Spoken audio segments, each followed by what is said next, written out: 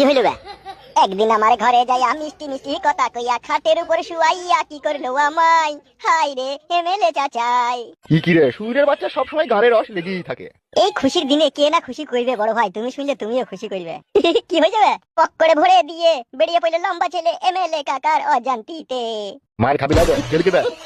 ওই আমার বড় ভাই শুনো তবে সুখেরই কথা, ফুটুর বউ মানে তোমার বউ, সেই বইয়ের নাকি বাচ্চা হয়েছে আজকে গো। এই ঝিঙ্কু না করে না না। তোমার সুরের বাচ্চারা সব সময় শালা রাখার ইয়ার কি শালা থেকে খেতা বই খান থেকে। ই ভরাটা সত্যি কথা বলতে পাবো না।